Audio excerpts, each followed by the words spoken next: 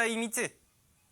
En effet, lorsque nous étions chez vous, nous vous recommandions ceci, si quelqu'un ne veut pas travailler, qu'il ne mange pas non plus.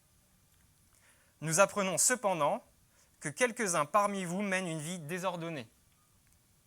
Ils ne travaillent pas, mais se mêlent des affaires des autres. Nous invitons ces gens-là et nous les encourageons par notre Seigneur Jésus-Christ à travailler paisiblement pour manger leur propre pain. Quant à vous, frères et sœurs, ne négligez pas de faire le bien. Si quelqu'un n'obéit pas à ce que nous disons par cette lettre, notez-le et n'ayez pas de relation avec lui, afin qu'il en éprouve de la honte. Ne le considérez pas comme un ennemi, mais avertissez-le comme un frère. Que le Seigneur de la paix vous donne lui-même la paix en tout temps et de toute manière. Que le Seigneur soit avec vous tous. Moi, Paul, je vous salue de ma propre main. C'est là ma signature dans toutes mes lettres, et c'est ainsi que j'écris. Que la grâce de notre Seigneur Jésus-Christ soit avec vous tous. Ici s'arrête la lecture de la parole de Dieu. Alors comme bien souvent, quand on essaye de lire et de comprendre ce que dit Paul, c'est dense et il y a beaucoup de choses. Mais avant de se plonger dans le cœur du texte, j'aimerais juste revenir un petit peu sur le contexte de la lettre et aussi pour quelle manière, pourquoi Paul écrit ce qu'on vient de lire ensemble. Alors vous savez peut-être, mais lors d'un de ses nombreux voyages missionnaires, Paul et ses collaborateurs ont parcouru certaines villes et certaines zones géographiques pour annoncer la parole, et donc ils se sont arrêtés à un moment donné à Thessalonique. Et ils ont commencé à prêcher la bonne nouvelle du salut en Jésus-Christ, en commençant dans les synagogues, comme ils avaient pour habitude de le faire. Et vous trouvez ce récit dans Acte 17. Suite à ça, ça a donné naissance à une église qu'on appelle l'église de Thessalonique. Et donc, Paul s'adresse à ces Thessaloniciens, ces personnes qui étaient membres de l'église de Thessalonique. Malheureusement, après seulement quelques mois, même peut-être quelques semaines passées avec les Thessaloniciens, Paul et son équipe sont contraints de partir à cause de la persécution et de la violente opposition dont ils étaient victimes de la part des Juifs qui étaient sur place. Vous savez que c'était déjà le cas avec Jésus, mais les Juifs refusaient de croire que Jésus était le Messie, le Fils de Dieu. Et donc c'était le cas à Thessalonique, et ça avait des formes très virulentes, des violentes oppositions. On a même dans le texte quelqu'un sur place qui s'appelle Jason, qui a été mis en prison et qui a dû payer une caution juste parce qu'il était membre de l'Église. Et donc ce qu'il faut imaginer et avoir bien en tête aussi quand on lit le texte qu'on vient de lire ensemble, c'est que l'Église de Thessalonique à laquelle s'adresse Paul, elle est jeune, elle est très jeune. Il y a des chrétiens qui probablement ne sont chrétiens que depuis quelques semaines, quelques mois. Et donc Paul va s'en aller avec son équipe et il va laisser sur place une église jeune, inexpérimentée, qui en plus est sous le coup de la violente oppression et de la persécution des Juifs. Et donc c'est vraiment dans ce contexte-là que Paul écrit sa lettre aux Thessaloniciens, la première, puis la deuxième. Et dans son inquiétude, en fait, il va à un moment donné pouvoir envoyer Timothée, qui faisait partie de son équipe, pour prendre des nouvelles, va voir comment ça va leur demander ce qui se passe, est-ce qu'ils tiennent bon dans la foi. Et donc c'est au retour de Timothée qui rapporte les nouvelles à Paul, que Paul va écrire un Thessalonicien, et puis quelques semaines après aussi la seconde lettre, qui nous intéresse aujourd'hui.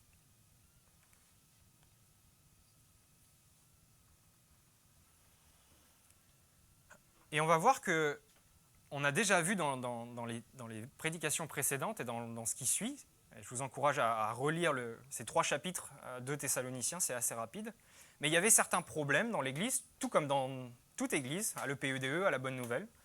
Et donc ici, Paul va s'attaquer à un problème assez particulier, qui est aussi assez unique, on trouve nulle part ailleurs dans le Nouveau Testament, et qui est lié au travail, et au fait qu'il y a des gens qui ne souhaitent pas travailler. Si on plonge maintenant dans notre texte, on voit au verset 6 que Paul recommande de s'éloigner de tout frère, toute sœur, qui vit une vie désordonnée et qui ne suit pas les instructions qu'ils ont reçues de la part de l'apôtre Paul quand ils étaient sur place avec eux, dans sa première lettre ou dans sa deuxième. Et ce qui est intéressant de voir, et ce qu'on peut aussi voir en lisant 1 Thessaloniciens, c'est que il y avait déjà ce problème spécifique du travail dans la première lettre aux Thessaloniciens. Si vous lisez avec moi dans 1 Thessaloniciens, verset 4, la deuxième partie du verset 10 et le verset 11, Paul dit ceci, aux Thessaloniciens toujours, « Mais nous vous encourageons, frères et sœurs, à progresser encore dans l'amour fraternel, c'est ce qu'il avait dit juste avant, à vous efforcer de vivre en paix, à vous occuper de vos propres affaires et à travailler de vos mains, comme nous vous l'avons recommandé. » Et donc, ce qu'on comprend de cette lecture, et aussi de 1 Thessaloniciens, c'est qu'il y avait des personnes qui étaient membres de l'église de Thessalonique, qui étaient en capacité de travailler, mais qui ne le voulaient pas. Et ce qui est très vraisemblable, c'est que ces gens-là dépendaient de la générosité des autres membres de l'église. Donc vous imaginez, il y a des gens à qui on devait donner de l'argent parce qu'ils ne souhaitaient pas travailler, pour qu'ils puissent manger à leur tour.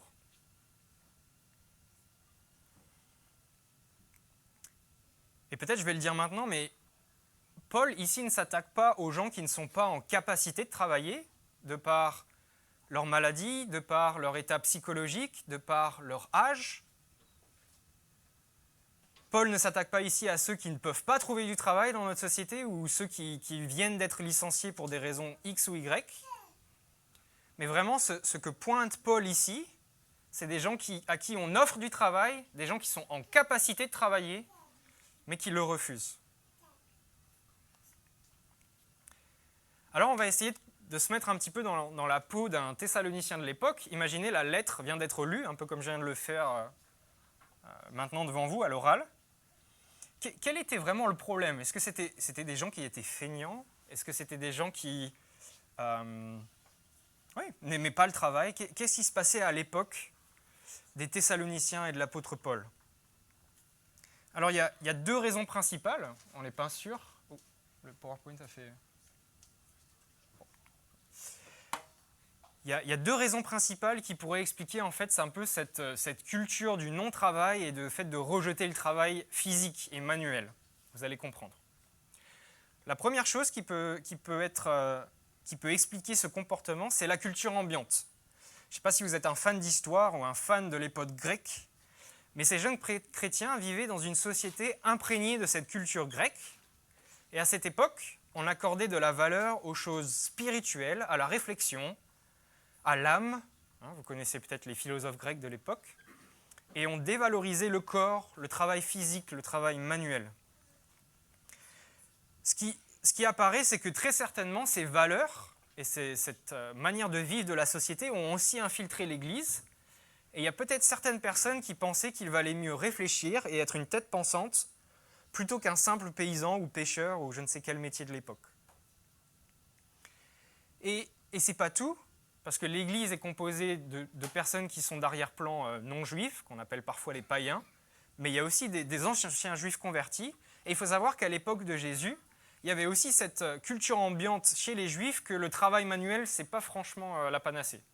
On préfère être un théologien, on préfère être un pharisien, quelqu'un qui pense, que quelqu'un qui travaille dans les champs ou quelqu'un qui travaille pour gagner son pain.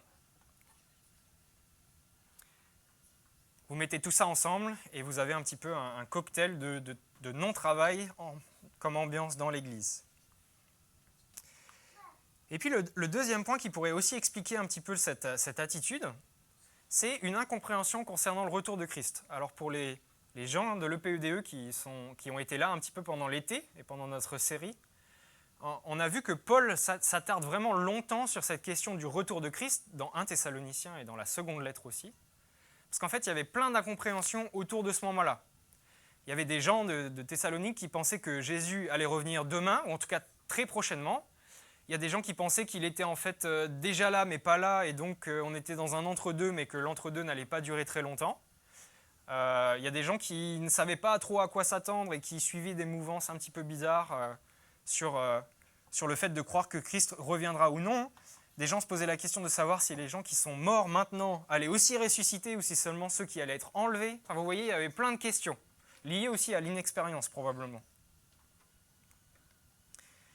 Mais ce qui se passait aussi là, c'est que certains chrétiens de Thessalonique croyaient qu'à cause des souffrances qu'ils étaient en train d'endurer à cause des Juifs, Il croyait qu'il se trouvait dans les derniers temps, les temps de la souffrance, et donc que travailler n'avait plus aucune importance puisque Jésus allait revenir demain, ou très bientôt.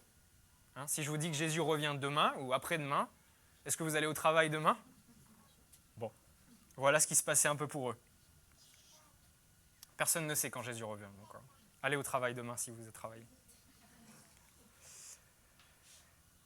Et donc ce qu'on voit, c'est que même si les motivations ne sont pas complètement certaines, on ne peut pas tout expliquer, c'est de l'histoire, on essaye de retracer, le résultat est là. Dans l'Église, il y avait certaines personnes qui ne travaillaient pas alors qu'elles le pouvaient et elles vivaient aux dépens des autres. Et pour l'apôtre Paul, ça c'est quelque chose qui ne devait pas être normal, qui ne devait pas se passer, et c'est ce qu'il appelle une vie désordonnée dans le verset 6 qu'on a lu.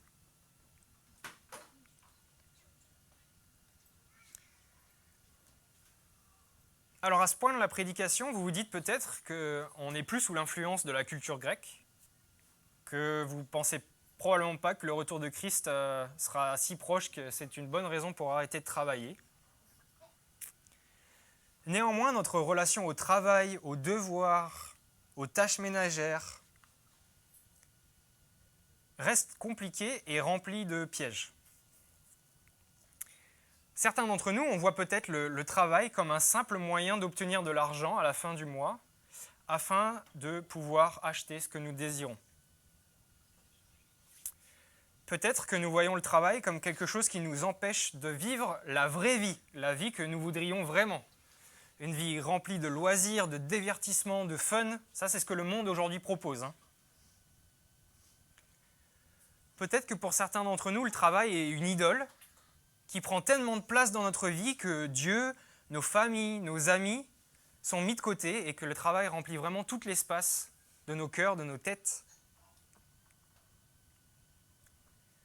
Peut-être que vous avez tellement souffert au travail à cause de collègues, de supérieurs, que vous êtes lassé, épuisé, et que vous comptez le nombre de jours qui vous séparent des vacances ou de la retraite. Tant et tant de difficultés dans le travail. Et je pense que si je vous sondais et que je vous me demandais de me partager peut-être une histoire des choses difficiles que vous avez vécues au travail, je pense que chacun d'entre nous, on pourrait facilement arriver avec 1, 2, 3, 4, 5 histoires.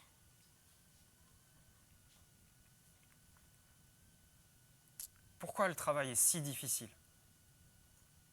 Pourquoi est-ce que l'homme est si enclin à ne pas travailler ou à ne pas faire ce qu'il devrait faire?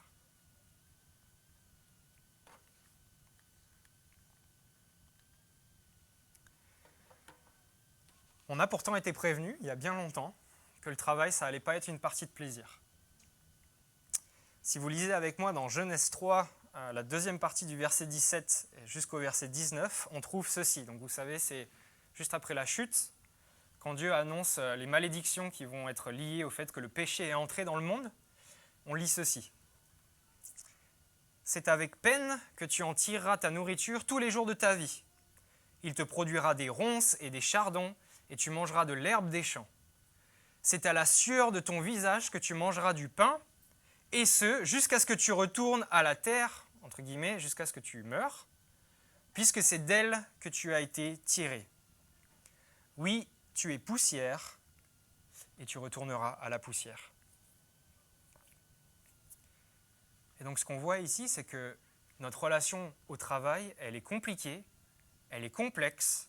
Le travail, c'est difficile à cause du péché. Et je ne sais pas si vous avez déjà réalisé ça. J'aime bien essayer de calculer ou de mettre des chiffres derrière les choses, mais j'ai fait le calcul cette semaine en préparant ça, et si on compte une semaine de 35 ou 40 heures, on passe à peu près 20% de notre temps dans la semaine au travail. Un cinquième. C'est beaucoup plus qu'à l'église. Et je crois qu'il est important de s'encourager à vivre ces moments-là de la meilleure manière qui soit, et en ayant comme guide la Bible et le Saint-Esprit, afin que nous puissions apprendre à travailler comme Dieu le veut et non pas comme la société le veut. Et c'est ce que la suite du texte va développer aussi.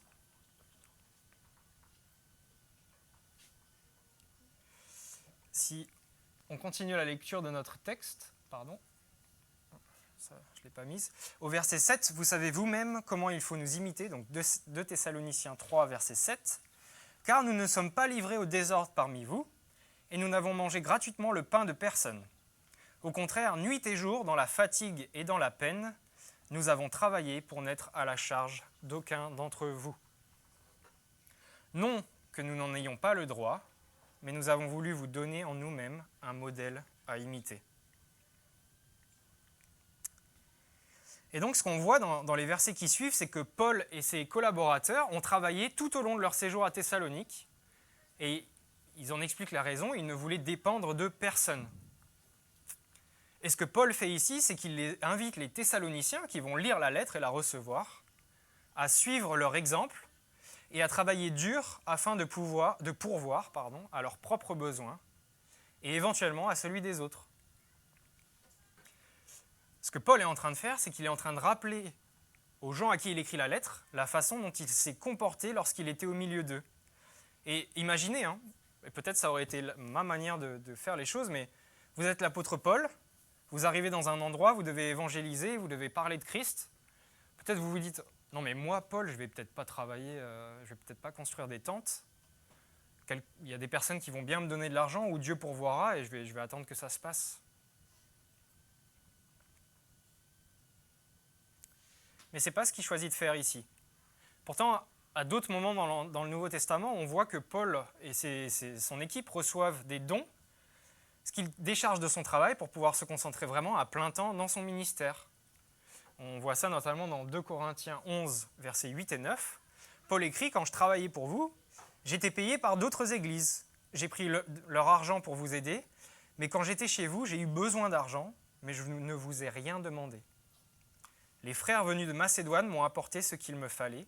J'ai toujours évité d'être un poids pour vous et je l'éviterai toujours. »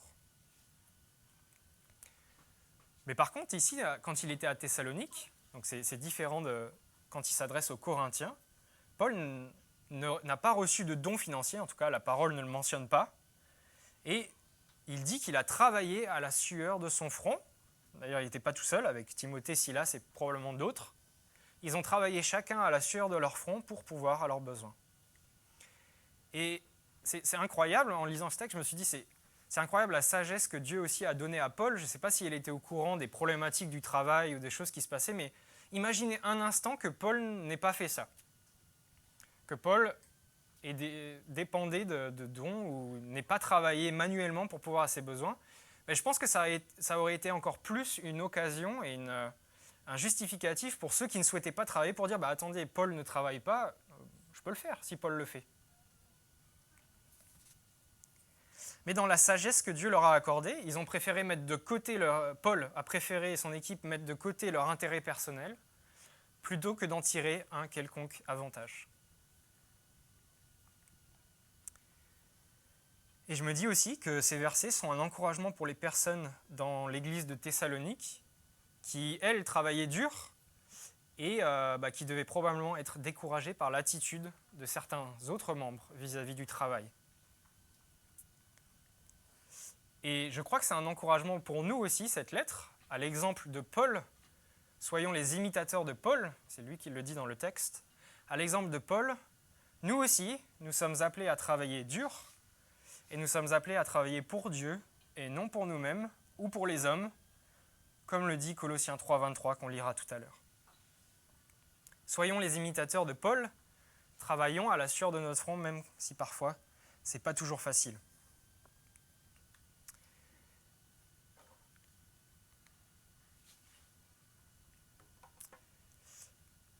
Et j'imagine que l'exemple de Paul et ses mots devaient résonner dans l'esprit des Thessaloniciens. Ils ont vraiment vu Paul suer, construire probablement des tentes, travailler de ses mains, se lever tôt le matin avant d'aller prêcher dans la synagogue. Ils ont vraiment vu Paul. Nous, on ne l'a pas vu. On a simplement un texte et on peut se l'imaginer. Mais les Thessaloniciens, eux, ils ont vu Paul.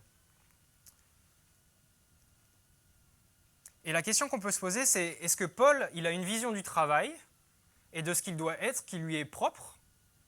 D'où ça vient? Pourquoi est-ce que Paul il dit travaillez pour pouvoir manger ou travaillez dur si vous le pouvez? Est-ce qu'il y a d'autres personnes ou d'autres endroits dans la Bible qui vont dans le même sens de ce que dit l'apôtre Paul?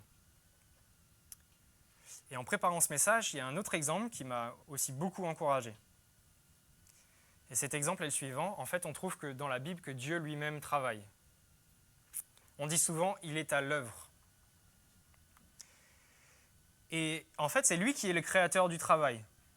D'ailleurs, parenthèse, il faut se détourner de cette fausse idée de penser que le travail est une conséquence du péché. C'est la difficulté et la pénibilité du travail qui est une conséquence du péché. Mais le travail existait avant la chute. Le travail est voulu de Dieu, et c'est sur l'exemple de la création qu'a été instauré le fait de travailler 6 jours et de se reposer le 7e. Et donc, on devrait être encouragé et se nourrir du fait d'être motivé à travailler, parce que notre Père Céleste lui-même travaille et a voulu le travail. Et je reconnais bien à quel point c'est difficile, je travaille moi-même depuis des années, je sais à quel point parfois on a envie de tout lâcher, parfois on en a marre, parfois on est fatigué, on est épuisé. Mais vraiment ce que ce texte m'encourage, et j'espère qu'il vous encouragera aussi, c'est persévérer, continuer, persévérer. Ça glorifie Dieu. Alors peut-être qu'en écoutant mon exemple de Dieu qui travaille, vous vous dites un peu ça. Oui, mais prendre l'exemple de Dieu, c'est un peu de la triche. Dieu, il ne peut pas se fatiguer. Vous avez raison, Dieu ne peut pas se fatiguer, mais si je vous dis que Dieu a été fatigué et qu'il a même travaillé pendant une 20aine d'années sur cette terre, vous me croyez ? Jésus est venu sur terre et on estime qu'il a commencé son ministère aux alentours de ses 30 ans. Et dans le Nouveau Testament, il est mentionné qu'il était charpentier, tout comme son papa Joseph. Et à l'époque, il faut bien imaginer qu'on commençait à travailler avec son papa ou ses parents aux alentours de 10 ans.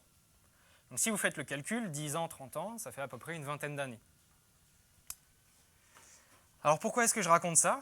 J'ai été émerveillé de voir que Jésus a passé 20 ans de sa vie à être charpentier et seulement 2 ou 3 années dans ce qu'on appelle parfois le ministère public de Jésus, que nous connaissons si bien dans les églises et qu'on a raison.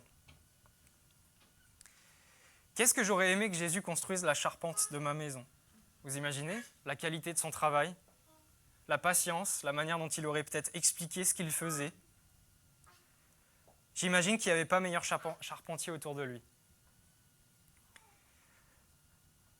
Si j'avais été à la place de Jésus, peut-être que j'aurais réagi comme ça, je me serais dit, bon, je travaille peut-être 1 an ou 2, et puis à un moment, bon les gars, ça suffit, maintenant je passe aux choses qui comptent vraiment, je vais sauver la planète.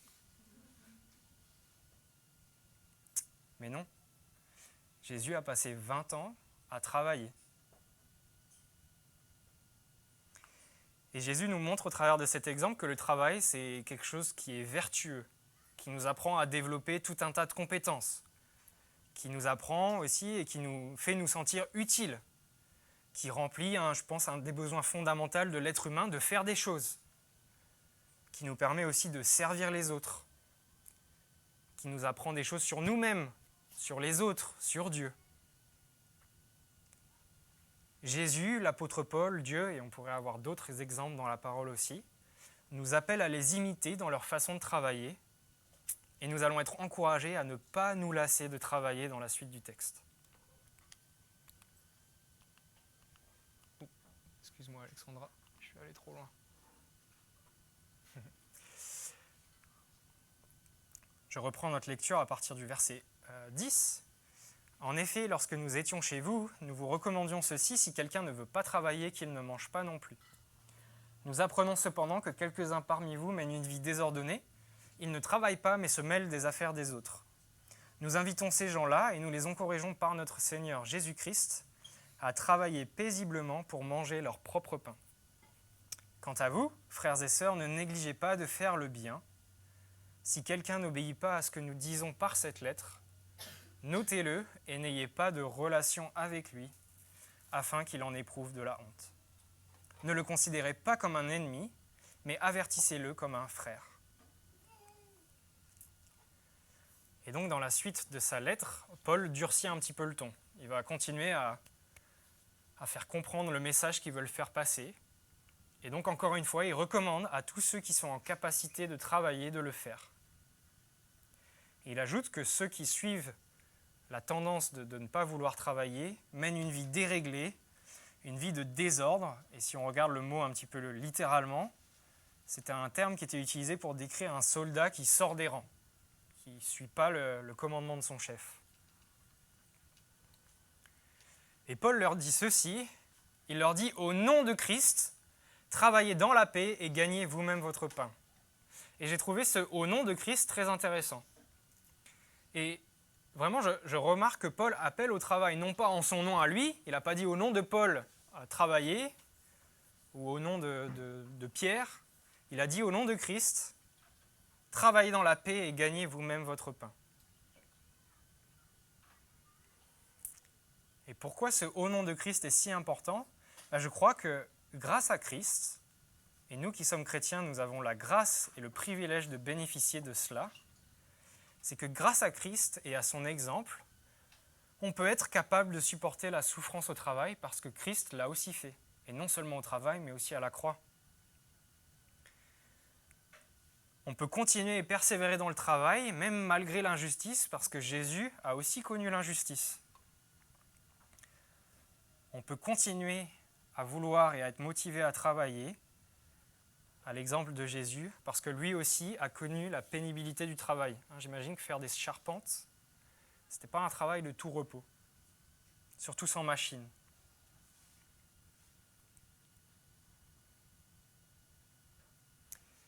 Et donc, je nous encourage à se saisir de toutes ces choses, à les mettre dans nos cœurs, à les méditer, à prier et à demander à Dieu de nous donner de la motivation, à penser les plaies ou les blessures qui sont là à cause du travail et des relations avec les êtres humains.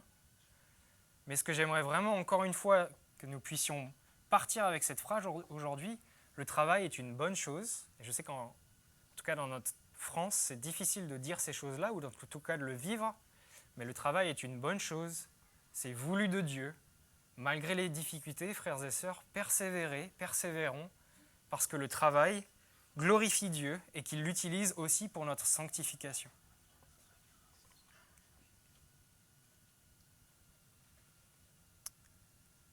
À partir du verset 13, Paul s'adresse ensuite à ceux qui travaillent et qui ne sont pas dans la case de ceux qui ne sont pas la cible du reproche que Paul était en train de le faire. Et Paul les encourage à ne pas se lasser et à persévérer dans leurs tâches.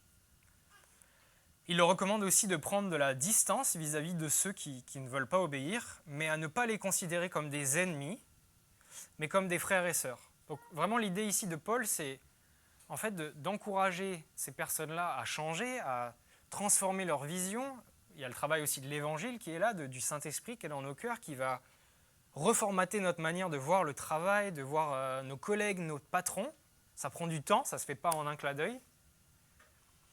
Mais donc Paul encourage les gens qui, en tout cas sur ce point-là de travail, ont, on va dire, une bonne vision qui colle avec la Bible, à encourager les autres à aussi réfléchir et à adopter ce comportement.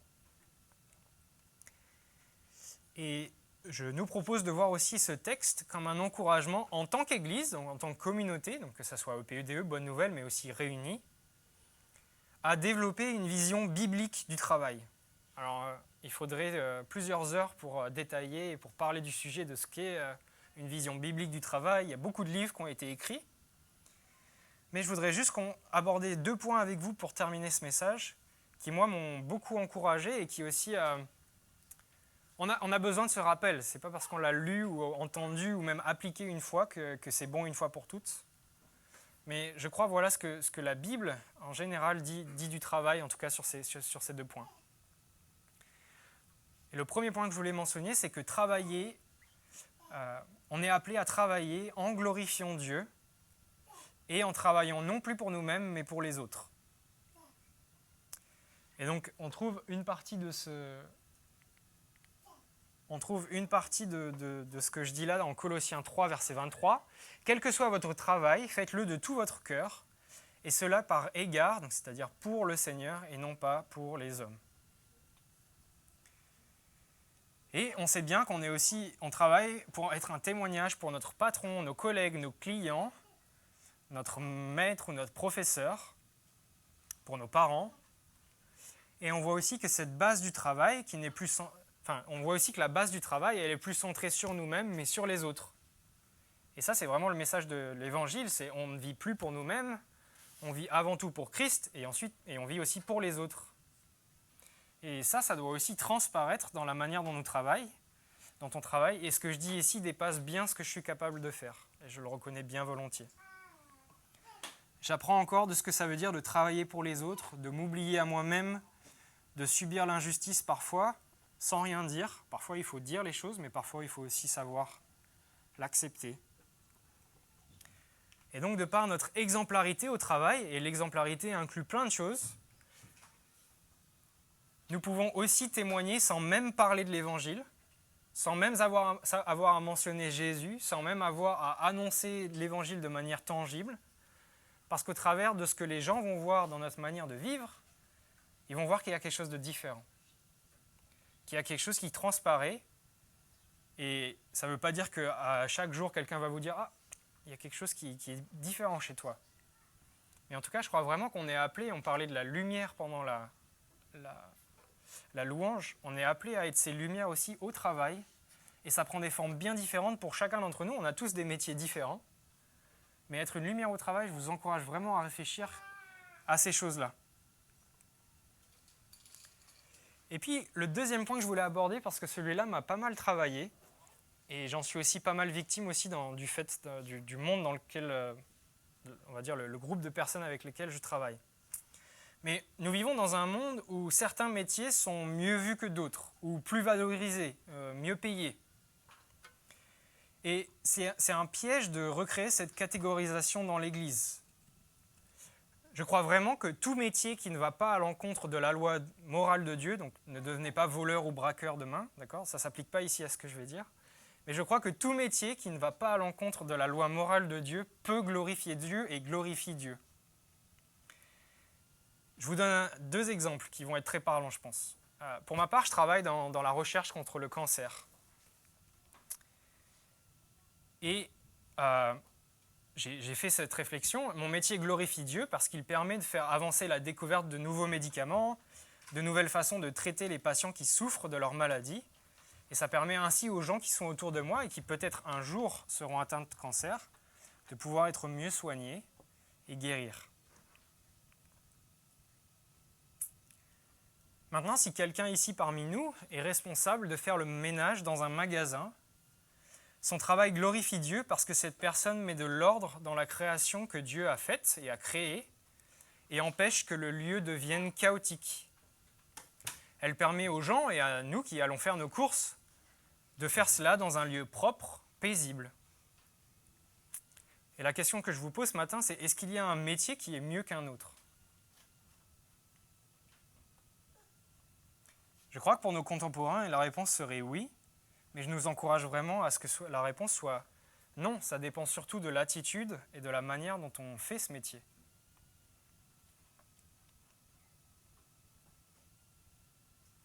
Tout travail glorifie Dieu. J'avais déjà donné cet exemple il y a quelques années, mais on peut faire la vaisselle et ça peut glorifier Dieu. C'est extraordinaire. On peut passer l'aspirateur et ça glorifie Dieu. On peut se brosser les dents et ça glorifie Dieu. Ça dépend vraiment de ce qui est là-dedans et de la manière avec laquelle on le fait.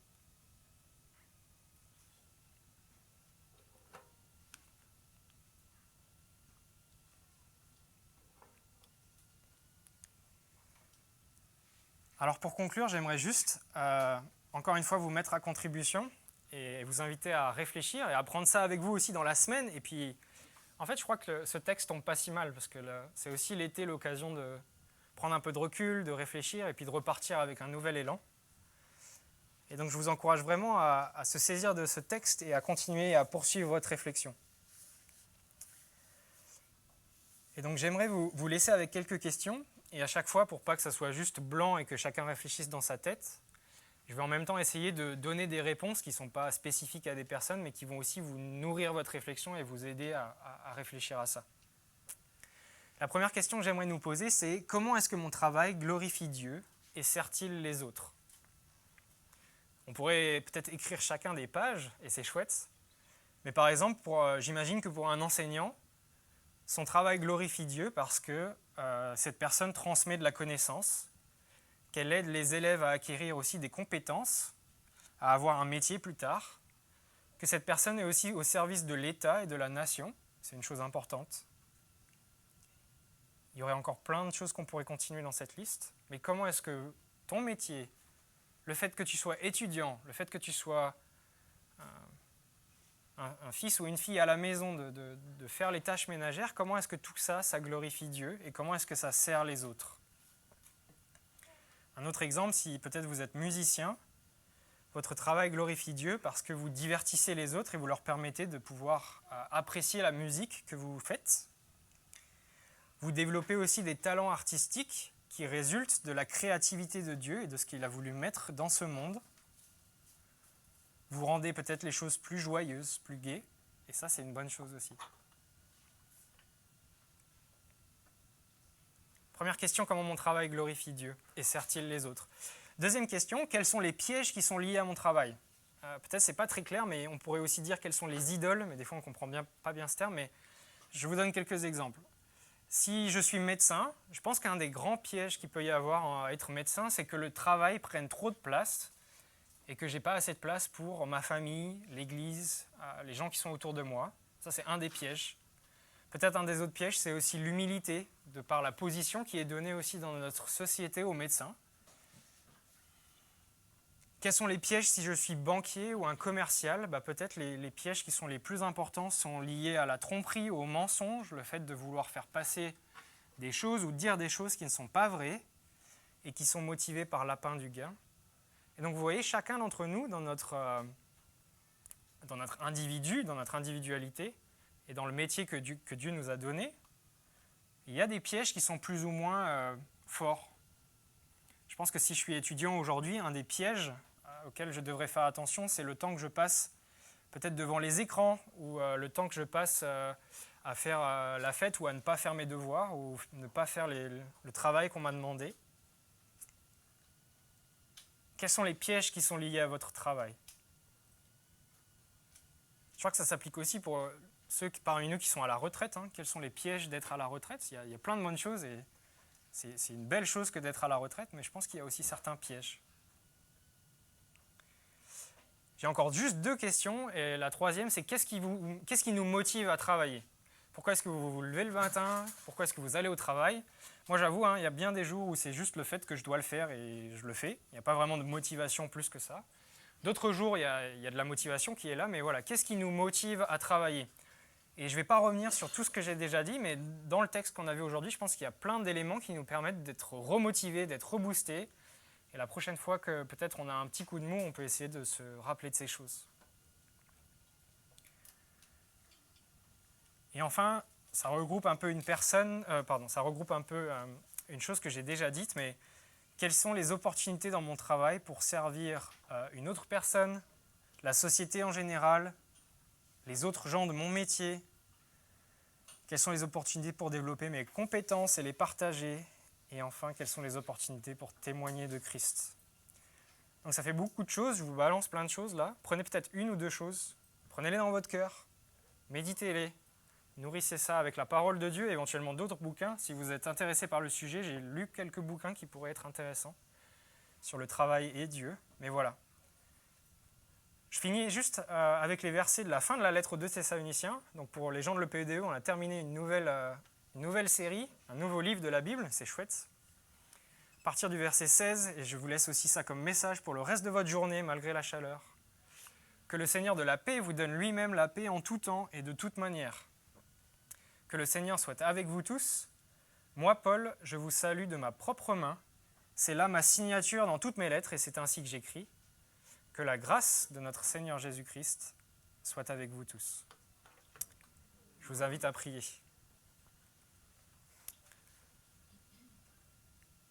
Seigneur, je te remercie parce qu'on a pu se rappeler en Église ce matin que le travail est une bonne chose, qu'il est voulu de toi et que c'est toi qui l'as voulu aussi pour nous qui sommes êtres humains. Seigneur, tu sais à quel point travailler dans ce monde c'est difficile, à quel point ça peut être lassant, fatigant. Tu sais à quel point aussi la société nous applique un poids et à quel point ça peut être aussi difficile à porter. Mais je prie, Seigneur, que tu nous aides à développer une attitude qui soit conforme à ce que tu veux, que l'Évangile pénètre aussi dans nos cœurs lorsque nous sommes au travail, lorsque nous sommes avec nos collègues, en face de notre patron. Seigneur, je reconnais là bien volontiers que c'est une prière qui dépasse ce que je suis capable de faire tout au long de ma journée et de mes journées de travail. Et j'implore ta grâce et ton Saint-Esprit aussi pour nous aider à vivre ce que nous avons vu ensemble ce matin, afin que nous puissions être des lumières dans ce monde, dans les 20% de notre temps que nous passons au travail. Seigneur, je prie que tu bénisses mes frères et sœurs, que tu nous aides à nous saisir de toutes ces choses, à appliquer ta parole avec fidélité, avec amour, avec paix et avec grâce. Et Seigneur, je prie vraiment que tu bénisses le reste de cette journée, cette semaine qui vient, la rentrée qui arrive, Seigneur, et que nous soyons ensemble des lumières qui pointons vers toi afin que le monde connaisse que Jésus-Christ est Seigneur et Sauveur de l'univers. En ton nom, Seigneur Jésus-Christ. Amen.